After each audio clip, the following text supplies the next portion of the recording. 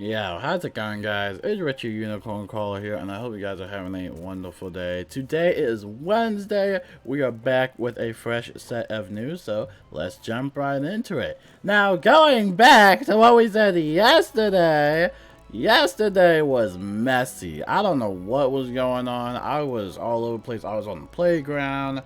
I was spending time with our family. I don't know what was going on, but dude, it was messy, man. It was super messy. So anyway, we talked about the whole crown shop cleanup thing where, you know, for some reason they wanted to remove the furniture sets from the crown shop for whatever reason, I guess to clean up. Yeah, it was a lot. There's a total of 75 comments on this one tweet, and we usually don't see like a bunch of comments. Even for like the new update post, there's only like 22 comments here, so we don't really see like that many comments and stuff like that. But this one was huge. This is massive. You guys definitely gotta read the comments. There's some crazy ones out there. But yeah, a lot of people just weren't generally happy about this change. And, you know, this is the main tweet. It says, make some space. It's your last chance to get select furniture items or sets, like individual housing items in the crown shop. Be sure to pick up what you need before Thursday, August 31st. And that was the post. That was it. It didn't offer any type of suggestions. It didn't really say like, oh, we're going to put them in the housing vendors. No, that was literally just a tweet. So this tweet would literally just marinate for a couple of hours. This was posted 1:30 p.m. And then all the way down here, they made a response at 7:14 p.m. And that's when I usually don't even make follow-up videos because that's just too late for me. But at 7:14 p.m., they did mention that they do plan to offer the world furniture sets via the world housing vendors and rotate other items in the crown shop. Your creativity absolutely matters. We won't abandon our decorators. And yeah. So that is what is happening. So there you go. You still get to get the furniture sets. Hopefully they get to their respective vendors or whoever the housing vendors want to be. And yeah, that was that because the whole thing was a mess. The whole thing was just a mess. I don't know why it took them that long. I mean, if I was to make this tweet, or if at least I was part of like, I guess making these changes, I would have said, like, I don't know, make sure to get these housing furniture sets before they leave the crown shop. Don't worry, they will still be available through the housing vendors. And if you put that in the same tweet, then you wouldn't really have this much backlash. You know, at least it's still going to be active or available for everybody, you know, especially since these are sets that are accessible with gold. But the fact how you just posted that and just that only, it kind of made everybody concerned that the furniture sets were going to be going away forever, or that they might come back as an overpriced crown bundle, right? So everybody got scared. So thankfully everybody spoke out about it, and they kind of made their response. And so yeah, we'll get the furniture sets. I think Wizard101, you know, it's a very reactive game. I play a lot of video games, and you know, I played this for years. I'm still gonna play it. I think I mentioned this in my other videos, but I'm still gonna play it and stuff like that. I mean, I just don't have that much respect for the company a little bit, you know what I'm saying? Because I've seen posts like these happen all the time, and there's a lot of reactivity going on, you know? And they usually react when everything kind of unfolds and falls all over the place, you know? I wanted to show you guys the definition of proactive. I saw someone make this comment a while back, but it says that if you are proactive, you make things happen instead of waiting for them to happen to you. Active means doing something. The prefix pro means before. So if you are proactive, you are ready before something happens, in which case they just decided to make this tweet. Alright, so what's the follow-up? That's it? You're just permanently removing the furniture sets? You know, like, you gotta add context to, like, what this is, you know? Especially when it comes to crown shop cleanups. Like, nobody knows why you're removing the furniture sets. They have their own tab in the crown shop. So why are you removing that? You know what I'm saying? Now, if you were to be the opposite of this, the opposite is being reactive, which Wizard101, quite frankly, has been doing for the past couple of years. They basically wait for things to unfold before responding. You know? So I don't know if that makes sense. You know, hopefully I'm not confusing anyone, but you know, maybe practice a little bit there, you know? Maybe, you know, look at that for the next board meeting. Hopefully something like this doesn't happen again. I know the housing community is very passionate, including me. You know, I don't really decorate a lot, but like removing the furniture sets, that was kind of hard, man. I was like, what? Like, what was the problem with it, you know? So, you know, that's done with.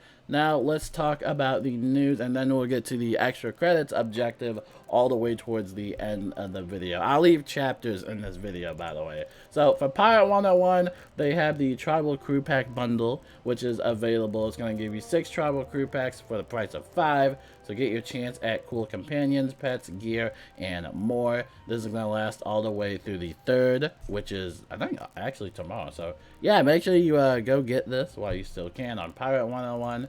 And then over here, we got the Manchu's Mysterious Relics events. Make sure you talk to Reginald about this. This is going to last all the way through the 7th. So enjoy that. And then for Wizard101 Europe, they actually get this little mount. This mount always gives me the heebie-jeebies. But this is basically like the Morganth mount, basically.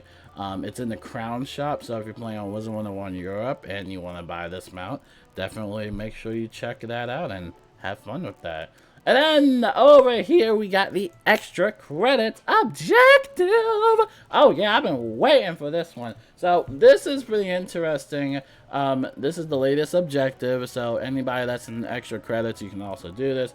You can celebrate the new Wizard101 NA Crying Sky Raid update for EU Lemuria update or the upcoming Pirate101 update by creating content that helps other players explore or conquer the update. For Pirate101, the new update will be available on live rounds in time to contribute to the objective, but if you don't want to wait, you can create something for the current live update.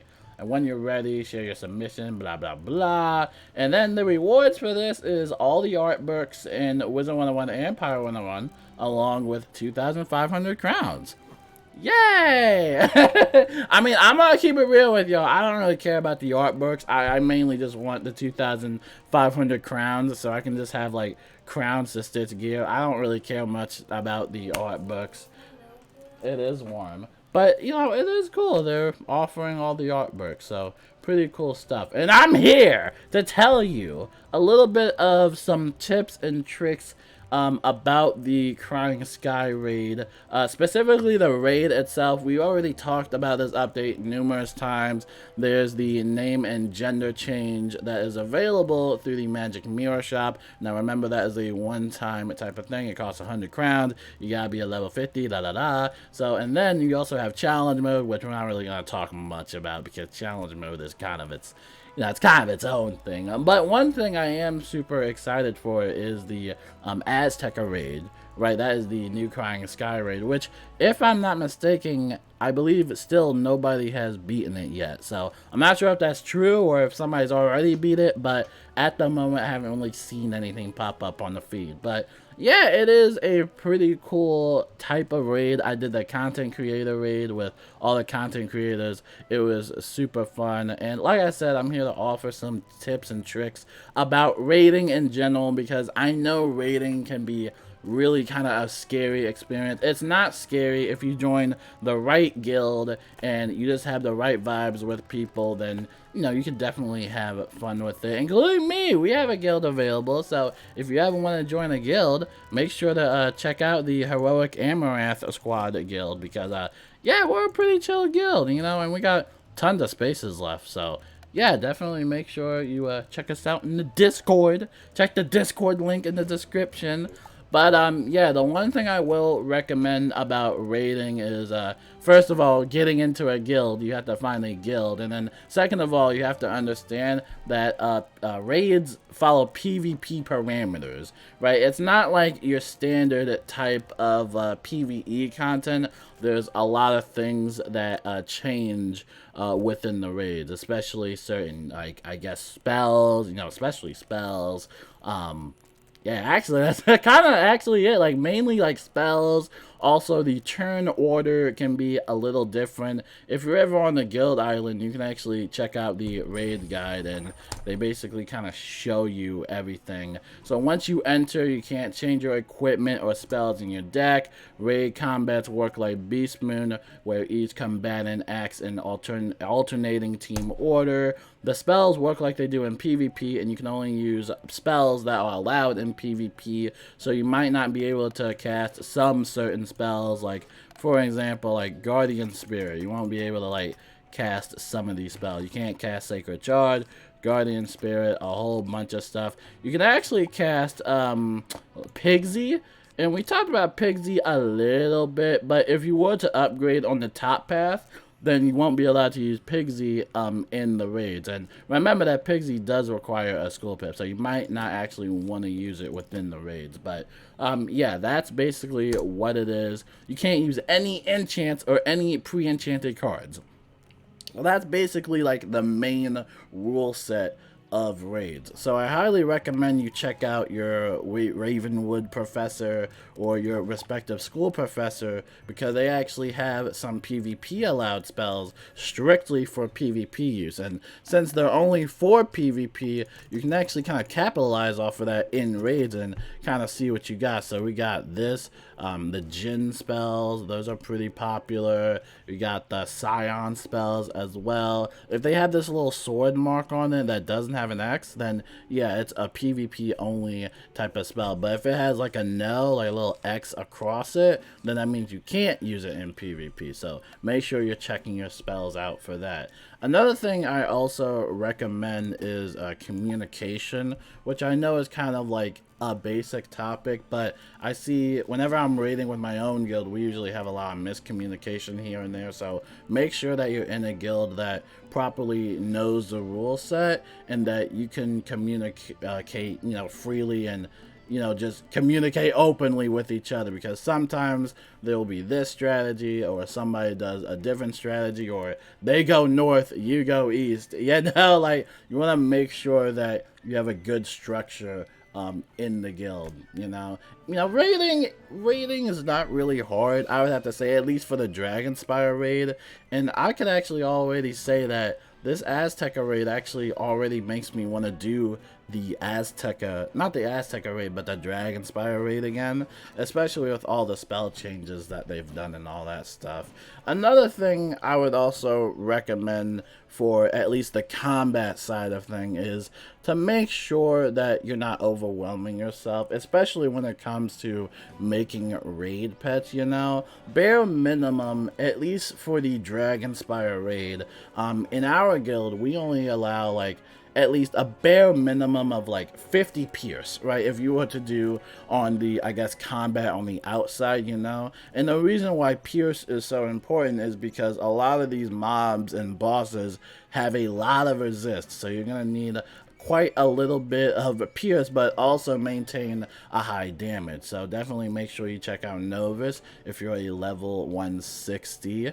If you're a level 150, definitely make sure you have the latest, I guess, Lemuria gear. As long as you just have like pierce, like, I'm not like the expert in all of this, but as long as you have pierce and just a good foundation like of gear, then you can easily do it. And even if you're not good with gear, at least for the Dragonspire raid, you can still raid with us. We've raided with a lot of players, level 50s, level 30s, and you don't really have to have combat experience to go raiding. And I think that's one of the big types of stereotypes for raids. Again, you don't really need like basic combat knowledge, at least for the Dragonspire raid. It's super chill. You have your drummers and runners, and then you have the combat outside and Vanguard.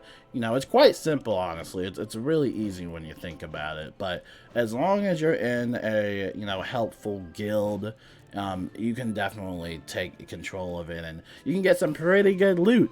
And that's another thing, the final thing I will mention about loot. A lot of people say that, do you have to be in the combat to get loot? No, every single person in the raid will always get loot. All 12 players will always get loot. Whether you're on the outside or you're in the combat side, every single person gets the same, or at least the I don't know, like similar loot drops in a sense, you know. When you get all the way to the final boss for the Dragonspire raid, it will be Nullity.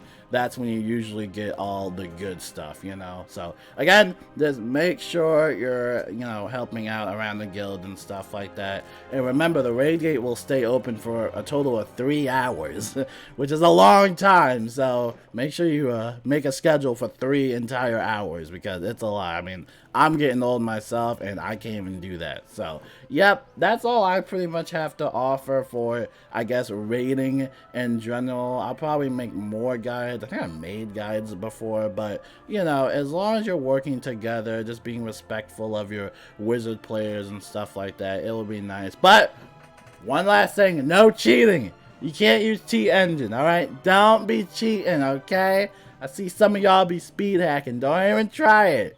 Do not try that, because if the anti-cheat activates, then it's going to ruin the whole experience for everybody. It's going to completely shut off that raid run, then you got to redo the whole thing all over again. So, again, don't do that, alright? Play fair, work as a team, and have fun with it. But until then, that's all I have to offer for this extra credits objective. Didn't want to do anything too much, but yeah, raiding is super fun. And if you are interested in raiding, definitely check out our Discord server. You know, we're really respectful. We try to be nice to everybody, you know, and we get a lot of people wins. So, you know, just have fun with it. And until then, I will see you guys later. Peace out, and yeah, have a wonderful day.